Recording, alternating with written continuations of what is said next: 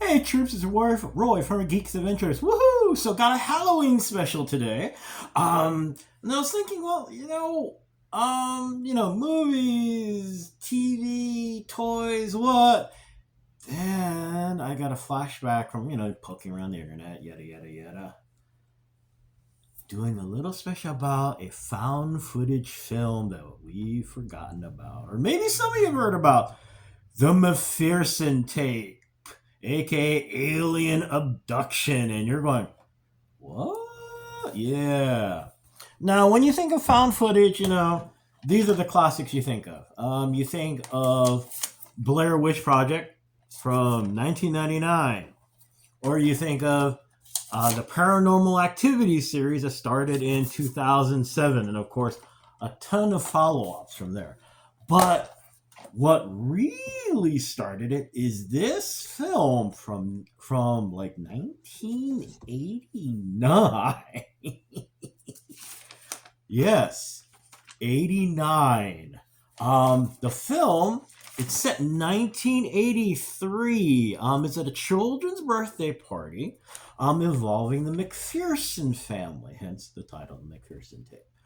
And what it is it's a typical, it's at a child's birthday party, and one of the family members, of course, is doing the, that's what you did. And I still do it right now, considering how much junk is on TikTok, etc. You just start filming stuff. And while they're, in the middle of lighting the candles and everything, you turn off the lights because that's what you did. Lights come back on, and of course everyone's like, oh, who broke the circuit breaker or whatever. So they go to check out what's going on, and while they're outside they see red lights going by, and from there everything starts to slowly break loose as they go to as they go to check out what's going on, and recording everything on the camera. They discover a ship has landed, and just everything starts going wrong from there. The film is classic found footage. It looks horrible. There is no editing, okay? It is one continuous shot. So even before Birdman, the film that, the film with Michael Keaton, kind of, yeah. Before the legendary shot in The Raid, this is 1 hour straight of filming this whole thing. And like I said, it's horrible. It looks like old. This is it's set in 1983, so it is old school, pretty grainy, nasty video. No cuts, no editing, nothing. And on not just a small budget, but a micro budget. Yeah, $6,500. Even worse than Blair Witch, worse than Paranormal Activity. Although, actually, considering this was in 1989, actually, that might even out maybe. But anyway, you get the idea. It was 1 hour of video that was so bad and homemade that it looked real. The whole film was the brainchild of Dean Alito. He was a writer director. He went to a couple film schools and discovered that, he wanted to do a project, started to germinate in his brain of what he wanted to do. And so he came up with this story, based on, a whole lot of alien encounter stories. Most notably, though, it is based upon the legendary Kelly Hopkinsville encounter from 1955. It was an alien encounter occurred in Kelly and Hopkinsville, Kentucky, where a family was terrorized by a bunch of aliens. Now you're probably thinking also, oh great, just the umpteenth story. Da da da da. Well, here's the thing. The cops showed up. Now, they didn't see anything. However, they did report seeing a lot of bullet holes and a lot of shotgun shells. So and it was, well documented. So, and it's kind of become a legend in the community for UFO enthusiasts. Now you're thinking, oh, okay, so what happened? Really haven't heard about it. It sounds familiar. This is where things kind of take a unique turn. So, he created this film. Was going to get a release of some sort. Well, things got weird in that the warehouse where everything was stored burned down. So the originals and everything were gone. And at that point, it seemed like a loss. It was never going to be seen again. But some video stores got samples of the video on VHS, as promotional work. And it became, prior to being on YouTube or TikTok, word spread. It got around, and surprise, surprise, it caught on at UFO events because it looked so bad, and the way it was framed as a real found footage thing, everyone wondered if this thing was real. And it became a legend, and I guess even now, after all this time, every once in a while there's still, I guess, some folks who are like, oh, it's not real, huh? It's a found footage show. You can tell us the truth. It's okay. Moving now, we've moved forward. The film ended up being remade because it did become a cult classic. It was getting traction. So in 1998, it was remade. They tried to use the original title of the McPherson tape, but the folks who were financing it, and I believe this one went direct to network, I guess, but they decided to change the title and made it Alien Abduction Incident at Lake County. With a bigger budget, it ended up being 90 minutes long, with more, with real paid actors. Yeah, well, not that the other actors weren't paid, but you get the idea. Still small budget, but a lot bigger than what it was.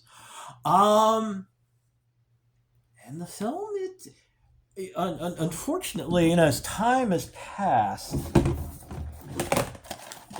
these two have become the standard, and rightfully so, considering that both of these films made a ton of money.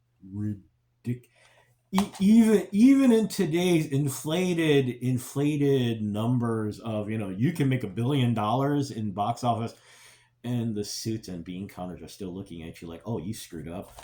These two films made a ton of money, and unfortunately, the McPherson tape kind of became part of the legend of not just because of the material, UFO abduction, so on and so forth, but because it was this small unit. No one had done anything like this before. Dean Alito is given credit as being the person who created the found footage genre with this film. Are there others? There's probably some, bunch of stuff out there that, unfortunately never saw the light of day, or are just buried somewhere in an archive in a film class or something. But this is the first big one. Dean's still going. This is his personal website. He's also listed in the Directors Guild of America website. Still working on a bunch of stuff, small films, doing documentary work. I believe he's got a podcast he's working on as well. So it's still going. So the legacy gets a little quirky because, remember, you got Blair Witch at about, year 2000. It's not 7 years later until Paranormal Activity, and then the found footage genre just explodes from that point. But as part of the history, very important part of it. A very important part of it. To take an idea like this and create something that, how do you find this? Well, keep an eye, of course. Like I said, this was remade. So take a look at your favorite website. It's also on YouTube. Look under the McPherson tape, okay? And from there, you find a lot of links to look at stuff. Um, but the important thing, and this is where the term legacy is so important. Being the first, sometimes you don't, you don't end up seeing. Ah! Like I said, they made good money. They made real. Blumhouse got started because of this, so a lot of money. But a lot of this germinates because of an idea, which like I said, there's a 10-year gap. There's a 10-year gap here between the films. But the idea germinates from something small, something where for a long time people kind of go, "What?" and sometimes misinterpret what you created. But nonetheless, it starts something. And then you got dorks like me who gives I don't want to say gives us hope, because come on, the frank fact of the matter is the odds of being all in this business suck. But I guess in the end, the most important thing that these things is for legacy is the hope it gives you that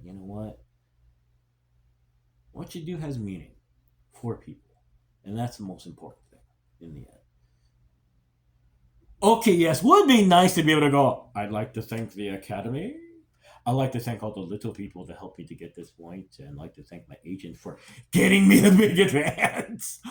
Um, but what we create, the art we do. Why do I do this? I mean, I got thank you to all 300 plus of my followers, but I mean, it's 300. It's not like a million followers like on TikTok and all those people got some money. Not because it's fun. And actually, one of the fun things for me is, getting little DMs from folks, comments on the work I do, and just seeing that people enjoy it. That's pretty dang cool. Anyway, I am sorry. I'm dragging this on, getting kind of sentimental and stuff. And, well, if you're a fan of this and you're a friend of mine who follows me on Facebook, yeah, I'm a sentimental little sap. Anyway, I gotta go. It's a Sunday and got stuff to do, yada, yada, yada. So, wow, this went from kind of Halloween and creepy to all sorts of other stuff. But you know what? That's the fun of doing this, I guess, is all the different directions it goes. Anyway, I gotta go because I gotta download this and it takes a long time. Anyway, hey, y'all take care. May the force be with you. May the odds be in your favor. And as always, be good to each other, okay, peeps? Y'all take care. Peace. Bye.